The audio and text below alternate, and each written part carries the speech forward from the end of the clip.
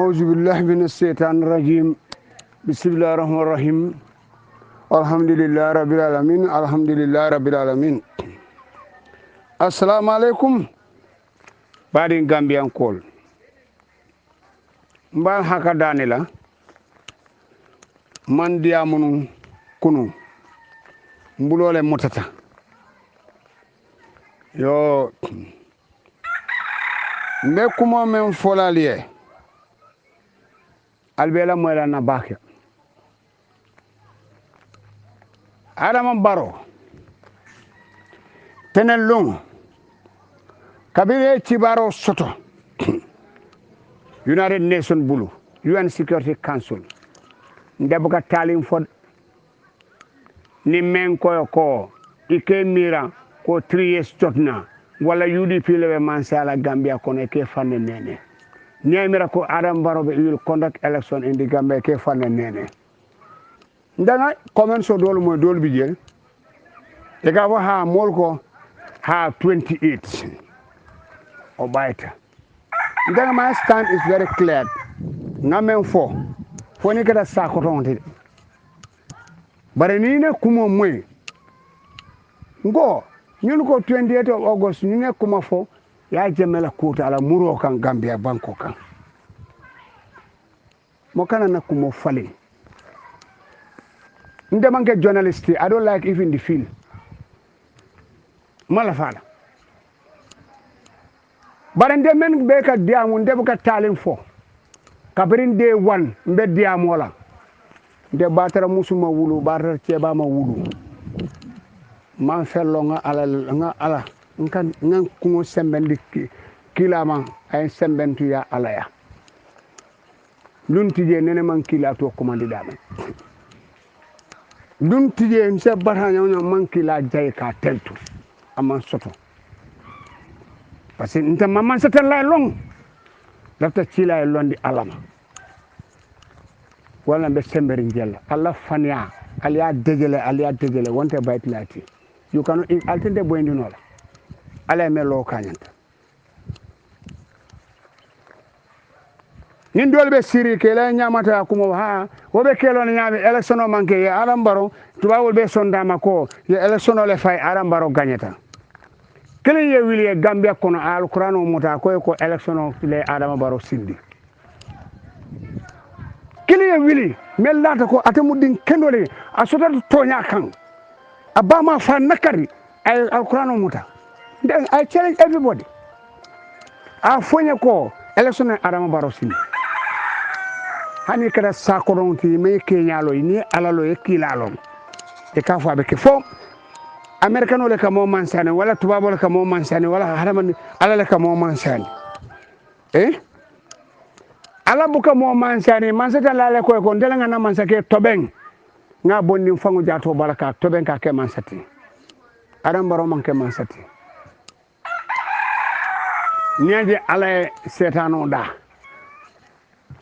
dara dimbal setano wara dimbal kono muna dimba kala banna bang ala fonya bang kelente parce que waño mala ñawnya ase mala ñawnya abe di bennale ala fonya bari jiyo bu ka di bende man samu dalun kamalati altala jongo menta akama adale a tungang a parandi ni la dino mankata ima alalo ima kilalo tayata cis ngwe go ni melafte kan soso ko ya jamete muranan kanaka sinyin sarango ta salatal ala nabi tema saba tan saba ani saba ni seniata iba jalal ya cis fo batla ka kumo men fo ba ke nyenyi nin karoko jumanen gambela man sakelti fo be coalition mo la jalaje fo be ya jamale jere sirinje dol bi je ha ndanga alquran o karanne sayanga alquran dol bi ni ya jamende wote alalon na dol bi je ni ya je wolbe tigala bi ya alalon alata ko la ya jamale parce que wotu mo karannal man soto ya jamale is duño encourage ka mol bonni janke ci saudi ka karan dol telephone ka karan pour fengo kam image wo imam wala ka fania fasa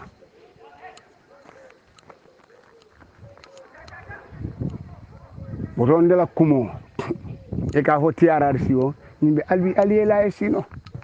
kabirin de wan kabirin kuma saka diamo la ngoy ko ñun han ñokolo bu ngoy ta lola ma kuma fo bang ali ñin ga fo no kuma fani alti bang ma fo bang nga fani al bendi albe talala fani alu onene mamme nga albe talala parliamentary election almantala usenda bonala mo ni sokol coalition mantala ngogo Adama Barrow ya diwo kenyame iba folale ngay diwo le sacrifice dol ga ya jemela diwo fa ya jemeni Adama Barrow mo sotan Adama Barrow fula ya jemme mu jolati ye ñoo soto munela ye ñoo soto imam boka adol o do e boka la diino do bare imam boka adol bare kuma be fon bay ko diwo kenyama ba folale amal lo ka fo duniya be tir alna kuma koros na ku jama dia mu jande jama kan soso ni bente soso la ye fan parendi de ndamanke fani adinti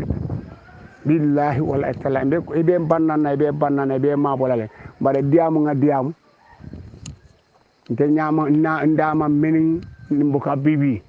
ngamelo ngolone yafa na banko lonne ngolone ani ni mol fana men kam ñomay wol they will never fake me wol manke batarot fa manke ngoga di ko nyama ba fulay nga ku jama fo ngo may fati ko hakilo fi be bondi la ñi la ñam pala soto e ma bay usen da bolé man ko mana la kola man dia mon jang eme bala kola ngoy ko tankon e man tara APRC amallo duniya be tema foko atene man APRC kanu so nin jahilo dolbe sila ba fala ko eme ba nota ko bela fo duniya bela a foko atene man APRC kanu so ni mo atul mo sifa nyadi lem atul are you people sincere wala atul albe APRC leba alkolo momo parete ko e kanyi mole jambu ye pare al baful with you to the last minute ñun be campagne na le tonya kan ete kala fenti gama hako buka mutu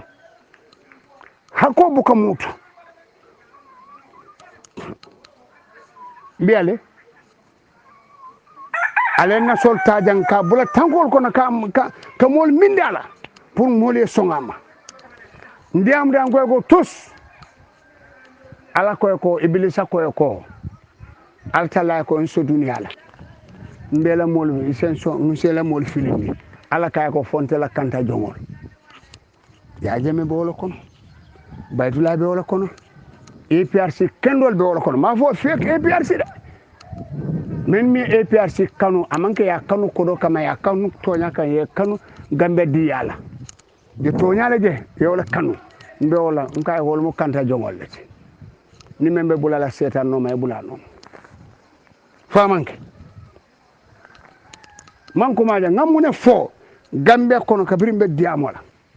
nene diam reja usenda bola diplomate passeport ameta domandi ngoko usenda boy to dole yuska fa Abubakar Dabo modol kan ko mani private number kan mbuke danko ha parce que ni la tan kan ko mani private number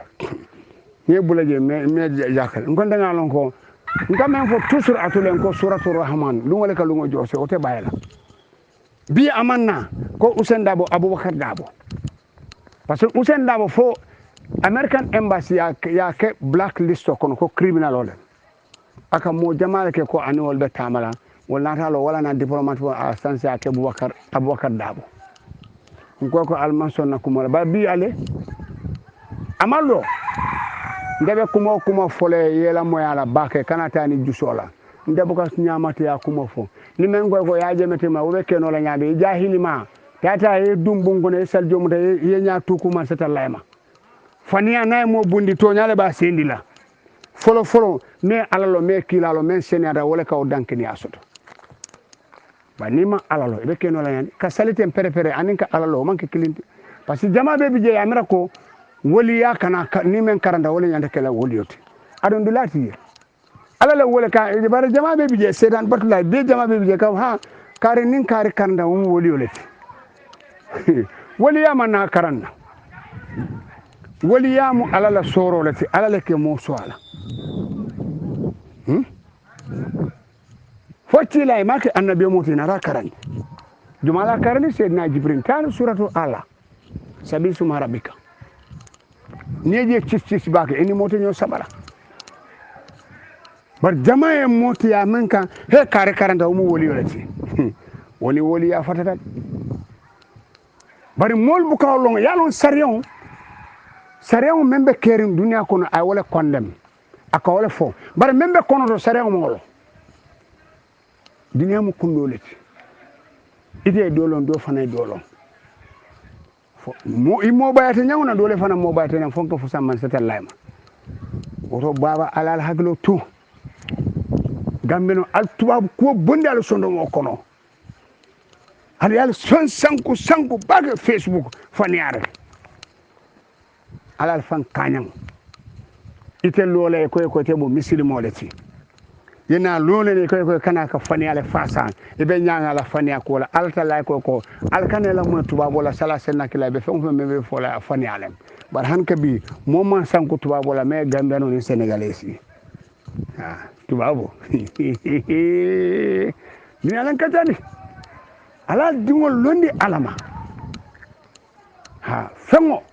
bare bi mol ka tika fengo koda ay gambeno tora wala dina ninte ko ba kawsu nte ngamen fo de ngalo ne nga fengo fe men sata ci seta men sata ni lonna men soso ay challenge ngalo ndenga ko jamana safa be na bungono bara hakilo nga mira hakilo kono nga bondi nga si nga analyze nga remember ni ma mutano bi sama ni sida mba mira fo sama mba hakilo binaka o man kan tati alala sorole woto atol diaspora ko alal hakilo tu ale dunia ta nyame ani membe keri e manke kilinti nyalbe sankula tubaw dun ko kende buka kije ala soko damal bije nin ku kendo ka kije 90% be mu ku jawalati maybe men man jelo men na man taji abe wala de onda ibe wala fani andi nola fonde ni men man landela ko mola tanga men fo yeta dunje ye juwo ku fay sena wes ye fanjana ba ku fay sena wes ye nya tuki ala majumo suto wala tana suto ye ala tala nyilinka fo al mawrus kamen fo fani ala man foto nyalen ba ni ma ala lon tata mo moye londe ala la tubab silo ni akaran comme abdou jité men fo jotala dunia fengolem manke la kera kuti anu fana men karan han basmal to la karam bismillah fatiha da malet basmal to karam bismillahir rahmanir rahim nyanta ka ko indi ya long alay mune fuji akoto mu munati yolo nyolong ite batala wole jama fenga soro kada ndo ko mankeno wala na alal fan kanyang if you want to challenge me they fan justice follow ndemanke wulati anything be men follow I know it from the bottom of my head ndeka menke ndeni ala drone alo ala melo kanyant hani da kumo ida inengo buka ala to fo inengo te barakala yefe ngo fen fo ye molte la moyala wala nyin coalition man kati yefe ngo fen fo mo la mol buka belif baranteni na miskine abere mantulo na dunia le momo ye long aba fole badla be nyaati kamoje anin kallo e manke klint nini manke nte nyolonna wana halama ndi ke haklotu alla safu kumo ala kanyang ala mbaro be nyinin kala tenan suto kabe tibaro mo e ka finti kada sate kono fo talan fula e ka finti kada wandi korra kono ini koto ma dole al mitta be diamola barande kan wala fo elanyin cabinet o membe lola ka tonya fole ata sotola ñun mo post kono moleti munana be la dimbal fintin nanata binetele kan kungo kan duko atina momo ke ba folete adama ba so abina jumale kan atuja telem parce que nin ku kata sate kono ni fence kata sate kono e ka jumale nyinin ka alkalo e ka wala nyinin ka nim man sala mulna de kana alkalo le fonde nim ma kon kata korra kono e ka jumale nyinin ka sutio utombe kumo men fole ye haklo tu ñun men ke pousse wol be la posole ko nako kimu wol be bo dale étudier ite ne fi na dara ba fala aram baro la ñin bar wol mol me tollonde bare nako pam ibe dele ñinina ide mamadou labe koyla hanni mo me jaay ne na talo je ci o kan ay na talo je ay mo na fola hadama di wuñande ko conscience ya long membe kering ni mol ka diamu e kala moy mol la ko mola ya ko lotu bari ni ko be mol hasido la be kasara la sama tele be ni misala inene ta fola may fati ba fola adama baro inene ta fola ba tambedo e ba fola adama baro inene ta fola lamin di ba fola adama baro inene ta fola excepture ba fola adama baro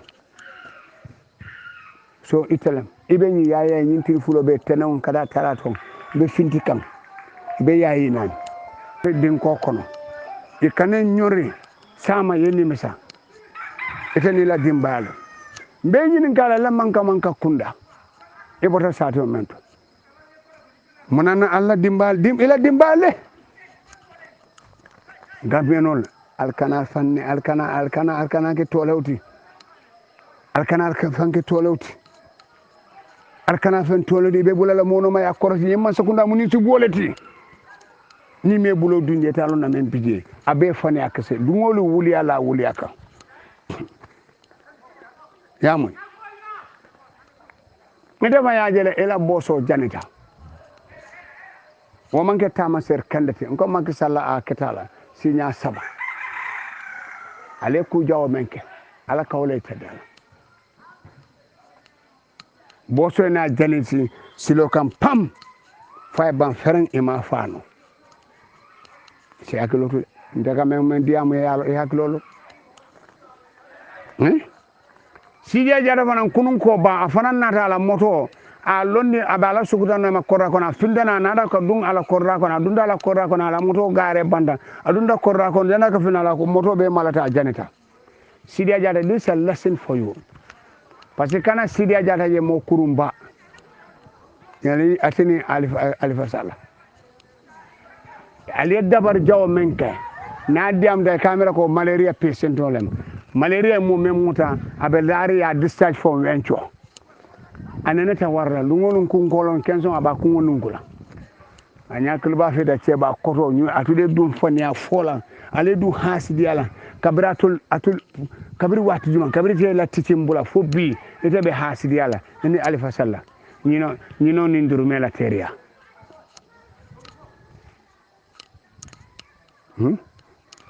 fond la moto janeda ale kuriya ko menke parce que ko ni dara le sokone baga yaaje mela ko maken lo fo ni benda mol fe be fan jelendi la kafiron te fenti hasidon te fenti ete kayro jalamo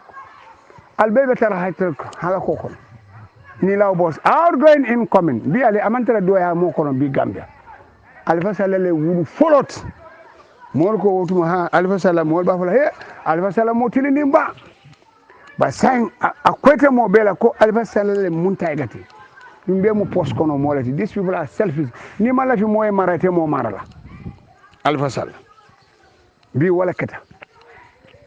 bi alfa sala bi keta doya moto mol ko te tilinda adi alnata al si kuto alnata ale sécurité don ta ali atala iteni la ni diamu ba be ke faytendi ko wolo ba fola milliard masako le wala tinya ten bar wala kuske na fal say de la taroje mun na fala soto afo mole mun amekere atul kuriya kun kabri Alpha Sallah ya bay social welfare John Camara la place ota fobi Alpha Sallah ne man son doguno man sakunda fen tamande at sonna ya jame ya ofanu ja as minister of health ako you cannot join a government that assume power through the barrel of the gun, but you can join a government that has lies to the government people, read the election, destabilize the country, bring criminality as a order of the day. Kak bandia semanam banko kang banko dingol mela nyanto soto. So where is a democracy main campaign? Alpha Sallah, tell the government people outgoing incoming in another kala alkaloti Gambia. And let deputy from Bantale. Ite député ko ke Gambia kon ita mo parce que ma wulu Gambia banko ifa ma natale ifa la jujute Gambia bala yibe nyam banko me e banko be du nyoto fani akan be diam la be nyaakala to de ceba koto ka danaro ke ba ceba bu katti nyaaro e mala fi moye marake mo marala wala happen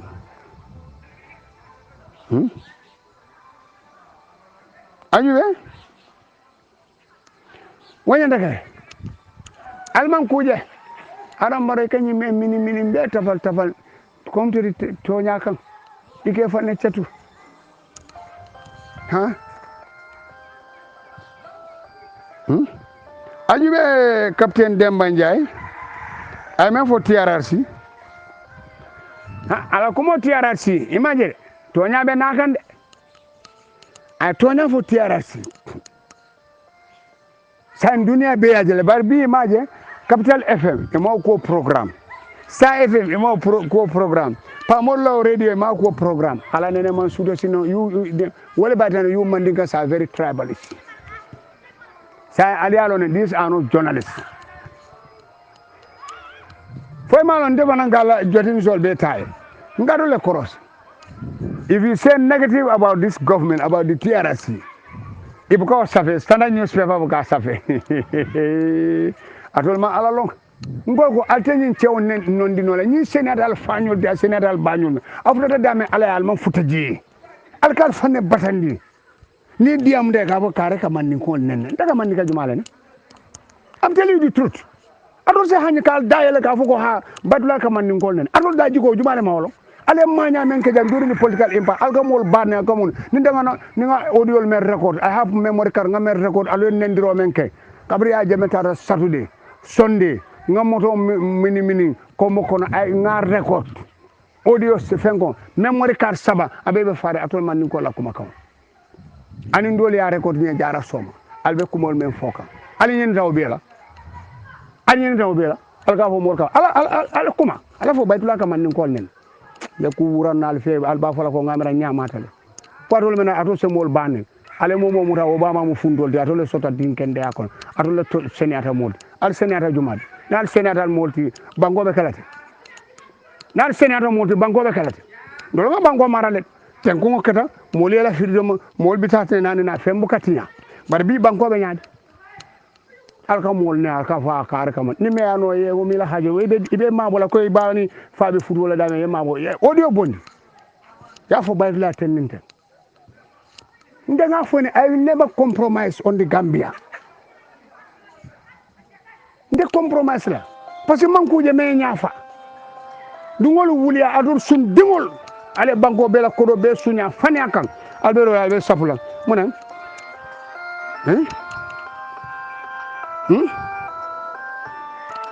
yamu ale banko bela kodo be tinya abe wuliya ala lungula albe wuliya fola mole abe cibaro fola mole ajube han alla ni journalist bi ajube Demba Njie la diamo o man diali capitaine Demba Njie ala diamo o man diatol man dinkol ye yudi bi man dinkol ala daji ko falin ala fa la cebale kuma dingol ye tonya fale ala ni fonia folante fonia foma bedia hasidiya man bedia fatam fanso man bedia lafta clear foko o ya jamele fatam fanso samana nyim bango ni ya jamele fatam fanso asatol man ni gol karani clear alquran mutaka fo ya jamele fatam fanso samana nyim bango ni mole al daji ko korosi han jiwata dilala lemen sal ka sapule ka fo na banko sale alkuma ala mole men ka historical an alien can come and tell the Gambian history lundon sina ka Gambian history alfin design what are the artists nundu alka men kenu to fake people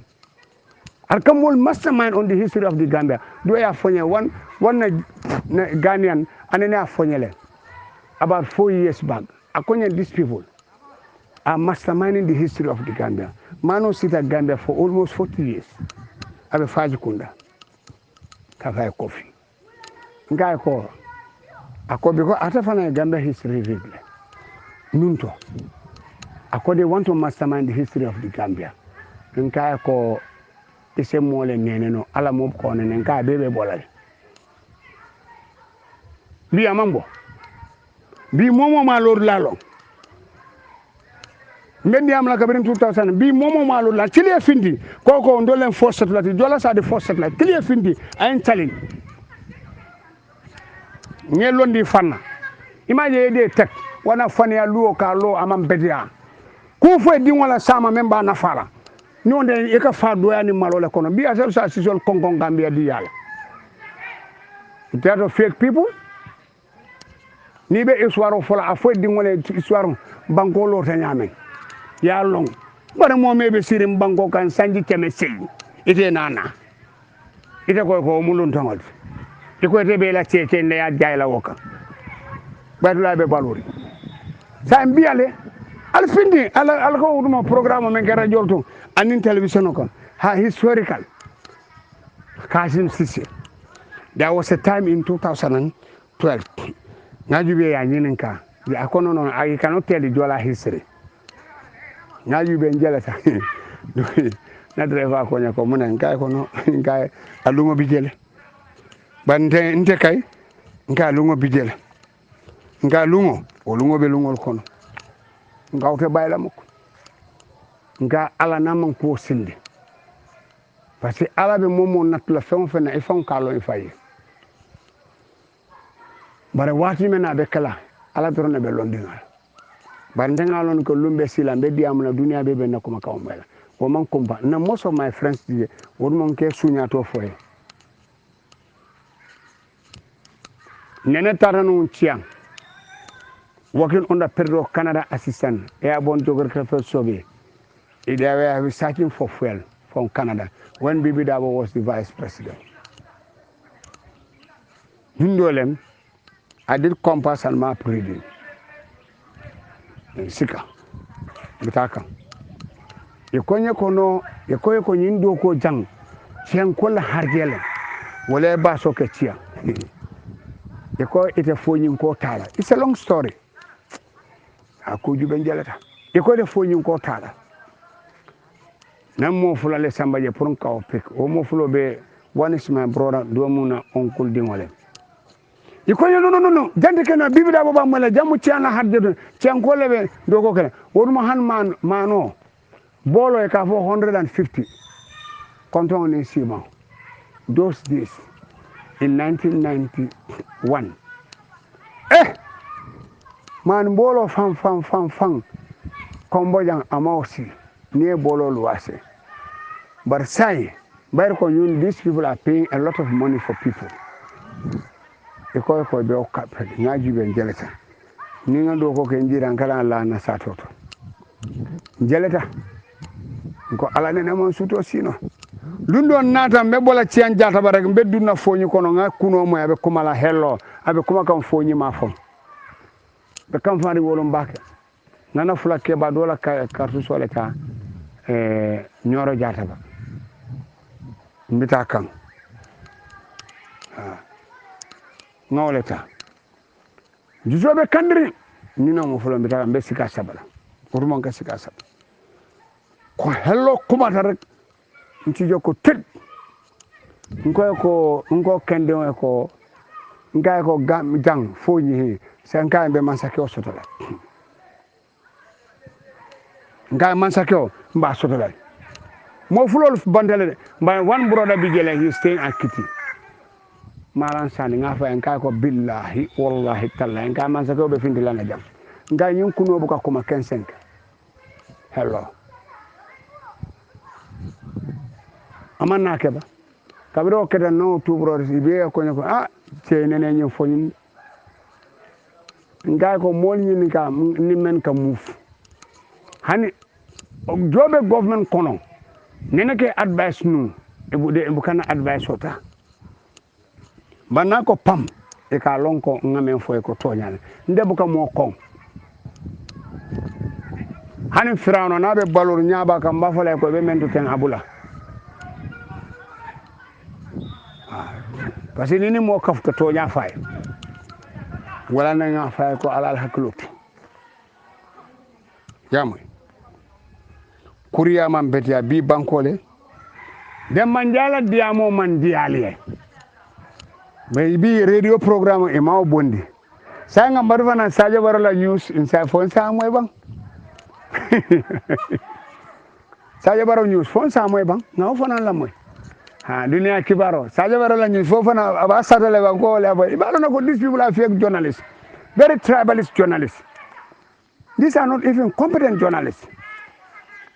nimbe mu dele wala nante ñim political impasse sane wotumo en deminenu bay sane ngalom because en karandi ku jamal no ku jamal long no ku jamal soto ñim political impasse no ku I learn a lot comme modol be teng wo en karandi bake wotumo en deminene bari nata lon ko tonya ñim political impasse abetiata nimma ñinkante ñolol na o diata nye ba wana nga ala tentu nga kila tentu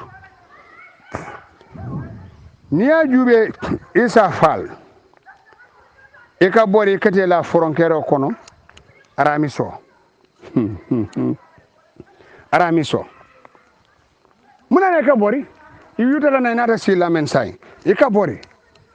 e ka de la la menne sai ka bori e ka da fengoro foronkero to arami salon ede memu jambarot hero dangay tibirla fol soro bunyi ba yamu the family is born to falsify yamu membe tibirla Isa Fall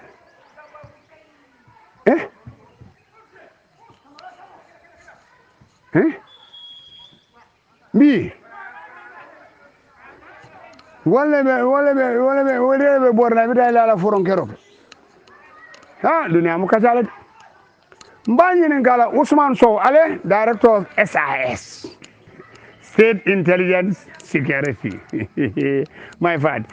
la SAS ide ollo ala manne wati ko be ya jeme tella tina nada ya jeme la style ko ina re bonde abe keno la ñaadi SAS director ale ala ñini ka SAS director ale Ousmane Sow ngata de ni boroma me ko matula bu kallo masatalla anene mon sutorsi nga dudu sano la diamo moyle ani ba kawsu fofona baranga ni nafo ngoy mo post kono imam leti imu fe nyini na leti ba kawsu fofona mo fe nyini na leti nga fali na kabirim day one ngoy ko nyunu ka fe ngole nyini ba kawsu na la tika be fe nyini ngole ba kawsu man tara fe ngodan fo na man ke fe nyinot ba kawsu mo fe nyini ndale aka fe ngole nyini ba kawsu mo fe nyini ndale ngole fay bi ama fe ye ba kawsu men ko ya jem fenke Adam Barrow is a good president ko Alessandro Haidara sai wala be finde dudu sano ko ha ya jem afo ba kawse hinna samto le fisade de dudu sano boka malu way dimi wona de buda fon le bonna eta si badi mandin ko ya mol balo na ko te mu ke kendole ya be siri barin kunda imama ya kafo ha nyingo Adam Barrow ya sponsor Adam Barrow men kay nga fale alside idamam be ñoo juufar la de jamam be ñoo la kullo wañi la ibe juol be men be contending abuda be jiobe be fintit la ay ba be fono la le kafo fonde ala ngata de lungal ka lungo josede wote bayla ndela kuma kango na data man satala ala tante malondila ha ala ngata de ni mbolo ma me ko ma tula bu kalo ala ngata rek ko maybe ndaga men ko United Nations la ko mu fanial say afo let them government bring a press release against my audio nada man sakunda mu senior mo tonya mo lebiye afo ko let them bring a press release against my audio nti songal ala bondi na dol jakali adol membe han hola banda ali man sakunda lo mindo almal duol sorong ali dey momendang ala nkasila wala ba men lafta ka anyano ke ka faniafo I not even spare you ni men soso ay koto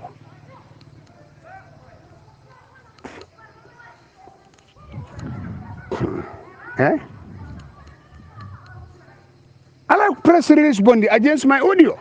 ko baytula coming for about UN Security Council fanala kabri aiza dura nyol nata mentana ko menete la moy tangana nyol manana alma journalist wala alma nyininka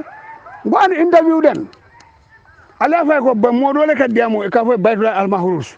ako nyin fo fanala ma fo tonyala man barata mo lete o nyininka la baba li de ali sino ali ala lungo batu sitale ndabu ka talim fo ngame men diamo ali ala korsi alba jelale nyama ma mbuka dolo me mbuka nyama saba mbuka tara siraring mbuka sirar kuma fo mbe atol Gambian drive la bi kabirin kunu ibala motol pakan iko lancing to kare ale mo wandi motol pak bankobe kolere ndamen han tuwabdu August karo kata September karo ko ka kolyale ko do soto nyaka kolya baluo soto nyaka kolya ala yin kar kulo ke kolyati yama ko dontoro buka tano bankoto e ka kulo sile yela kol diben pour sankuto to abu sankuto bare bi atole na lo alko drive wole ko lancing to kare ale drive wala block alman drive torande ale miskinol le torande ale moto ko kolende Gambia e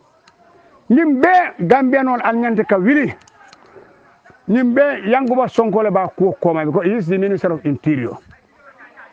o minister do bi je wo manke sambi yanguba sonko men sita science man karosi ni manya sifa kake alnyanta willale nalwe mola dankal alkana adam maro dankal yanguba sonkole femman kuriya men si ya jeme men kan aw fon jamfa alum baro fana malon ko akani men ko is sabotage fo say ka mor samana senegalais lancing to kare wala nyanda ka dilela ya jo e Gambia you know that Gambia has decided nina majority min tika ra kuni ka wuri ni masakundalan bi ale ala mera ko ala nene sino ala nene man sino ko alta aytro kursi ako nemanan jingo sakanda ka sino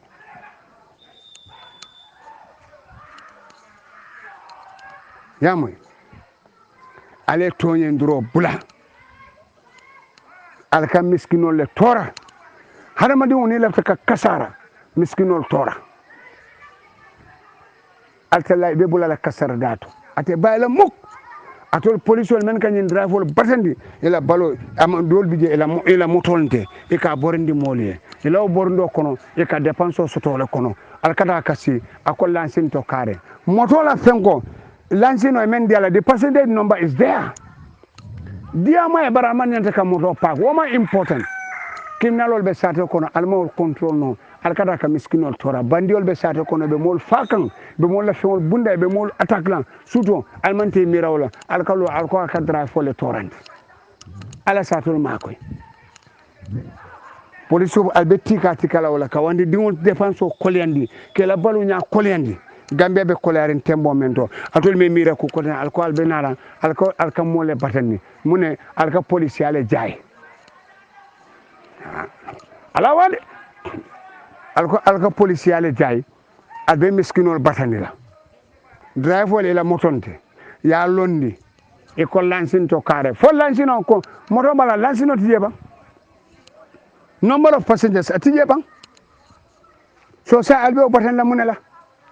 jawro la tilo imam o batanda la ya je mala tilo man no batan atol man kudo ko no banko ka na manke hala ko ni fani afo dungol cibar jaw dungol kumelon ko aman soro abe fani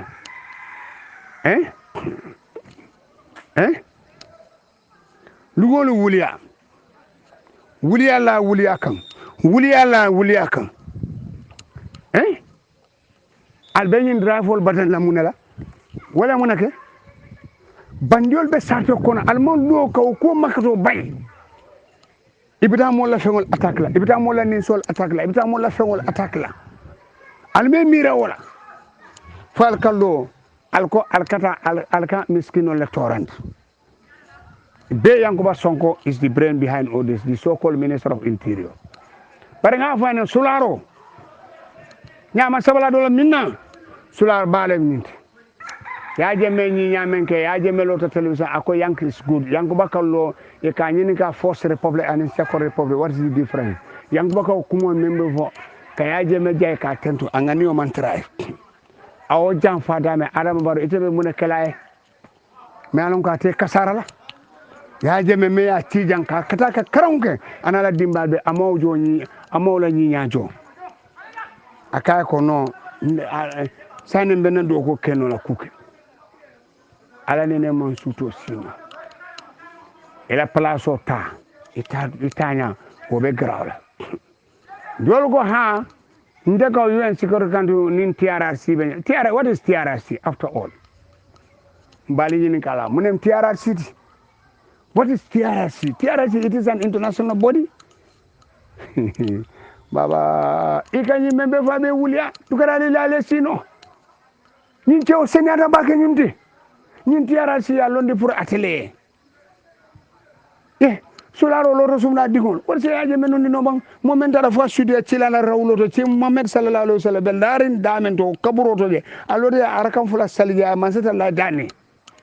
wala duwa se boy abara ya sada Omar bun Haddad la kaburo ya sada Usman la kaburo ya sada Abubakar Sidi la kaburo je woman na kanya ya samba ka makamal Ibrahim Khalilullah alsa ka ko woli annabi me ko atirma Ibrahim Khalilullah adunda we bero aku singolondi bero men ko bero maltaye ya je mi tamalundi dola nimbe ale nimbe ke tamanzo o man na kanya ko rena daga kaba yelaye je atule na bin setane dingol ñun be mi yaaje mele karandi alkolo e ko alwati TRC be mun ke mo lamin sisi Dr. Lamin Sisi akorosi ba okeba minga kungo misa akaw Google isol dum wo ceba hanna jita abuda tio abebe koyre pep abuda tio bele koyte fer ala nyininga ala muso nyininga wala la sunguro nyininga nako abuda tio man koy mbem fonyo la dia mola wolo abuda tio be koyre fet wala fongo e kali ko ate abuda tio man koy je wo ceba koto wo be lola ka wuli afo isa fal wo hala kitale wobe duna kata kono fa abe mo be teranale wobe duna mantoro kono the rest of his life atina peace sotola ndega fengo fen kuma harama di ala korosi billahi wallahi nada isa fal albe sila aliya bulan aliya jube balfa dingol le kon almarus la fo ni TRRC is not going anywhere kono demba nyaaju be wala kuma men fo Duna be bajibe sa jube the journalist of the Gambia mo boni newspaper so it's an evidence ko is a witch hunt nti ya jemenone itara GRCS ya jemela AIDS la treatment samana first batch second batch third batch fifth batch dara ko sam copy of some TRRC yamoy e ko le some TRRC but yelon ko ya jemela AIDS testing inene ma test Gambia e ka test overseas ya test Senegal, ya test overseas. That's what you fail to understand. Ya Jammeh has nothing to do. Wala na man so ya test Gambia. Ya test overseas. Ya test say Anta Diop University. Ya test fana overseas. Wala na ñun ya lon dingo na man susu ay fa. Funu seno man so abuke mira abuka sen soto. Ne je lon fon ita try la fon. Ha bataro fana sogol travelers man ga go copile ci ga del al ci yalla jube albetula ni mi sole kono fu dunya bam fatam fon so albe bolata albe tubi la len billahi wallahi na la ta entele ngaf atol mulum tangol ti Gambia alto tus no la ya Jammeh albe bin min la ni dabar jaw ala ba dangunal ko lungolun kolya ko lungolun kayro to dunya ni masakuna fu lumena bal junyal bondi la je man ni ngode ya Jammeh la sawntu no fon tele no la billahi wallahi ta batula al maruf ala nene mbuka bijo ndole ngal jia ngal balundi ngal londi dole ngal jia ni bak ato jola number no ato jola malundi no la diam ken sonolem munanal mam arci ndol sida dame be sonnal ma la londo la hey alkal fane batandi fo halako nin halako rek wala be almala anin doya ni malo biale banko mantano ato la nyato ngo so ala woli yal ngo woli ya muti andin ko male fulo lawti andin ko ma kari mo woli yele ti woli yele kari woli yele woli yele sa la woli yele sangalo maron ga fo o jara ba fo o mu woli yele ay na sol safe ja mo dara ke tanko kono mo ka min tous ay na sol ta junju jengo chenyo kono tous sanga fenge ala jate ka morol fondi jam pick up ya Jammeh la mano anin tulo ka sambala moro e kata ka duwa e santo ka samas kono bare sai mola taro iko bita wole domorin la o fana moro fana do domor la mola taro ko general Suleiman Baji kamen ya Jammeh la fenwa ko le sika kata ka di moro la yalon duwa mol man duwa long ide wandi taro tala iman la fi mola kala fengo tay kata ko kata ka duwa ke pour ka te tele ala te de mala man sete la buka aka ngani wala jo ngani wa ko le jo billahi wallahi taala ngani wa ko le jo diam kenso abuka jo ngani wa ko le jo mola kuma bana ta hakilo tu hey altankum bedanna le jang me ñu josuwang jiba kunda kol mbal kontona mbal jayla mbal tentula ngala kuma kaw moyle ayen sewo ayen kontane mbal jayla mbal tentula APRC al kafu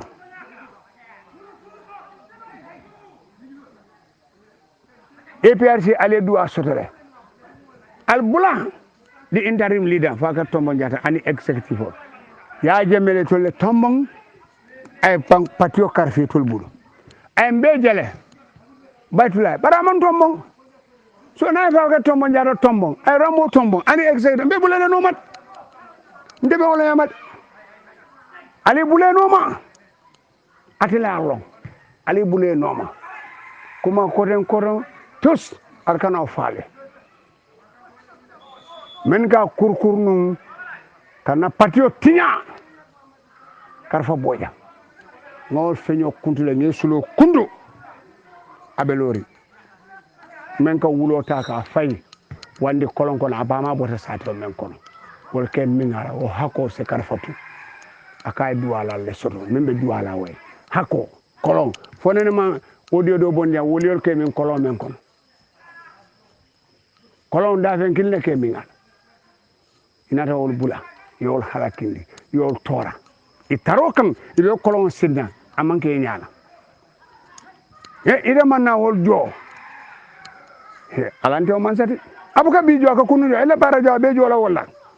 wana karfa la katale be danale jang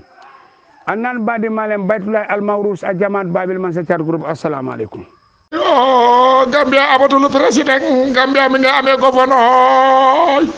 wayo Gambia tasina farasina double scandale oy ñaari féri yépp padana ñunu légui ñunu def légui ana ya Jammeh oy ndeysaan isi légui ni ko def ñunu légui ñunu nëbb na ndeysaan oy Gambia tasina oy Gambia amul président ya Jammeh adamu na ya Jammeh oy ñunu tasina ñu ngi ci marché ba yo ana atabu amadi wakale madi ñëw leen de daw leen de ñu ne Gambia tas na de wayo ñu def léegi ñu ne léegi ñun suñu ñun yàqu na wax naa gaay ndeysaan wala Njaago wax naa gaay ñu ngi wax Njaago mu ngi duudu rek léegi mi ngi nii waaw léegi ñun amul fu mu dem léegi ana gaay ana waa forum Subayatullahi gën si leen ooy Gambia tasi na Banjul kar na ñaar ooy féeri bi dem na ñaari féeri yëpp paan na ndeysaan. Assalamualaikum warahmatullahi wabarakatuh. Fonyi network nyamana safero bukana brontu amaka reso de kasafo e safe kola ni rengenu information e ne bajunya yonom no janya mati babaj e sada ya wala puleni fonyi kansala e sada way nyamon kon e sadati APRC di bara geram na man kuragu meno okay barne man APRC kor jabi kapre nakate sadai fobe kurunga kati APRC ko may mate sadai yobo ya wara e preni bare de sadaw nyamon kanka wax won may mone ni wari prenu minu sankinal yembare tanila ko braka wati ci lan jide pak be jobot so nyeme after 12:33 noni wala lonya but kam man kane fo bi ringe mbukanak mati annonsan anmay mune accinum foñi e sadayati e bay yanko je nyabe kërëm la foñi mbu mañ le e sadati APRC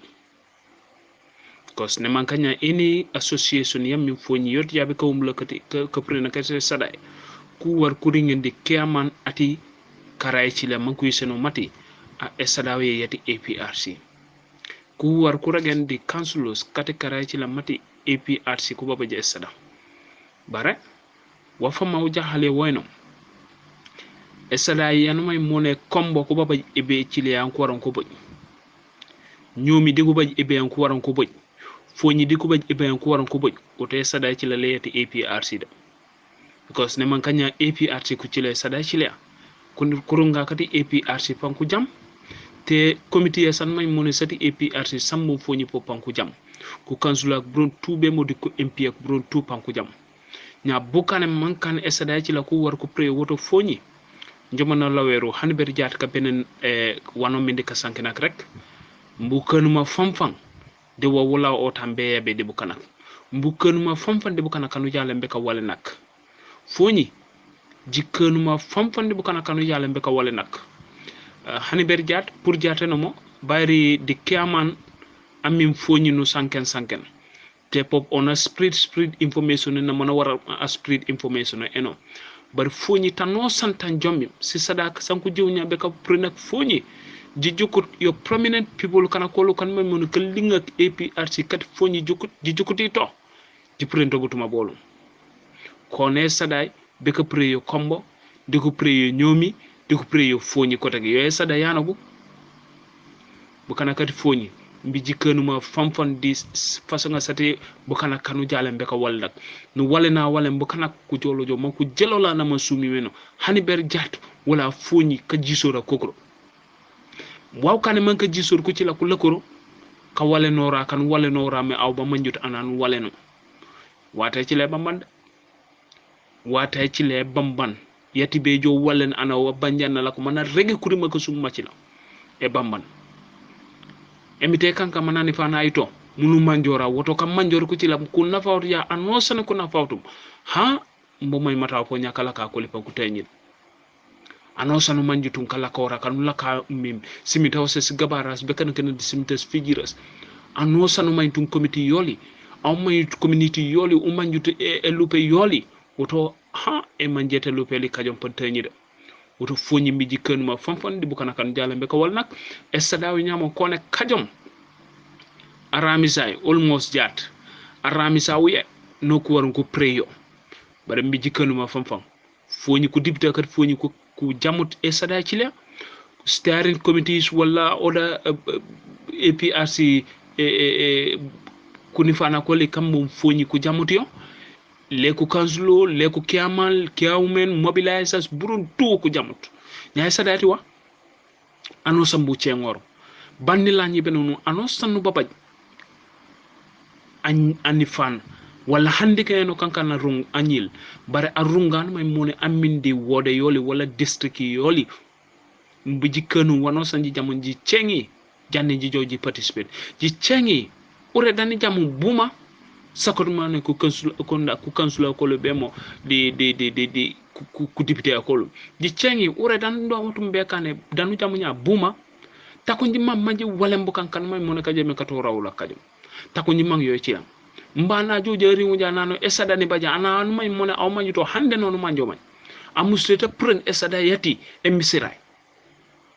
amusleta sat pren esada yati mu ko jimu baje amusleta pren esada yati e kulliye baje wala nyambo e baje o jar mbajo bi ko pren esada yati e be yati be wa bina bajulo esada ci la yati bay woto foñi mbiji kanuma yoni baju beregulay a tiwul a ñolu ala ko prof baji woto kajum pambu pour jak munu ngol nu sankena munu ngol na lawlora ko take inshallah